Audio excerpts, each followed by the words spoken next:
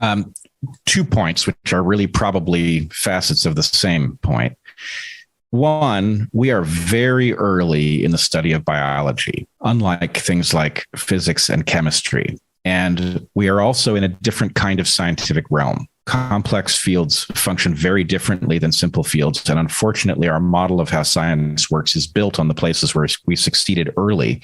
And we're going to have to revise the way we do science for biology and psychology and all of the related disciplines.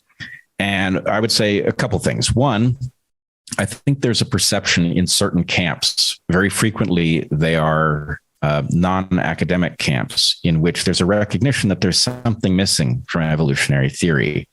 And what I would say is we agree there's something missing from evolutionary theory. What we tend to disagree about is what is there. And from our perspective, there is a missing layer of Darwinism. In other words, the Darwinian story we tell about how a creature like a human being arises through this process is an incomplete story, and many people detect that incompleteness.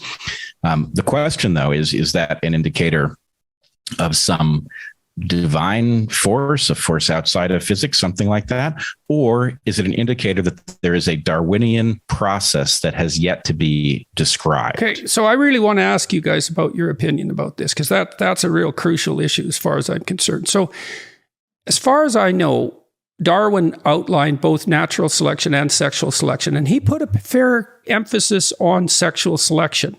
But when biologists started to unpack Darwin's ideas for about 8 decades after he wrote his great books, most of the emphasis was on this like blind natural selection. And the thing that's so interesting about sexual selection, and I think this is true as organisms become more complex, is that it implies in a very non-trivial manner that consciousness is directing selection through mate choice.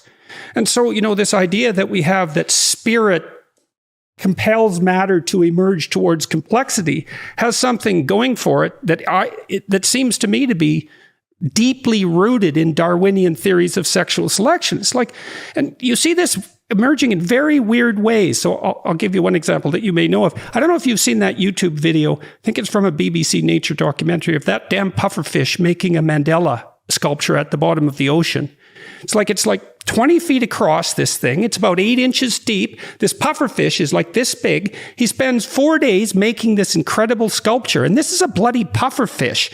And then the females come and take a look at his sculpture and think, he's kind of a creative, artsy type of pufferfish, and he's pretty practical from an engineering perspective. And so, he might make a good mate. And that's a pufferfish, so...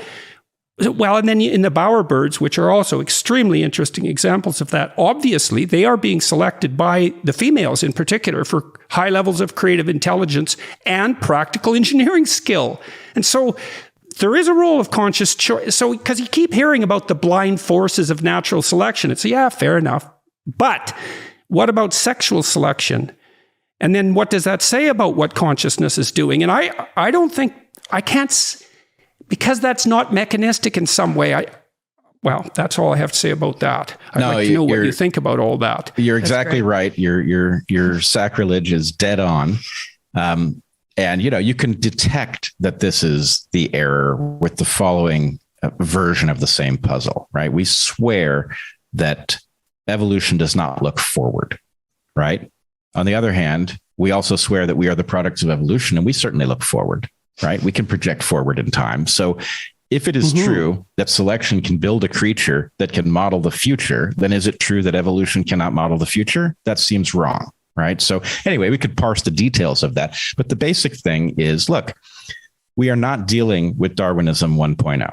We're dealing with Darwinism 10.0 or something like that, where the original crude haphazard process has built refinements that allow it to function much more effectively than it otherwise would, which is exactly why we say there's a missing layer. And as a placeholder for that, the terminology which I've used, which has gotten me in a ton of hot water, is explorer mode, right? The idea is, how does Evolution 10.0 explore design space in something other than a haphazard fashion? Because, of course, a lineage that explores in a haphazard fashion is at a terrible disadvantage.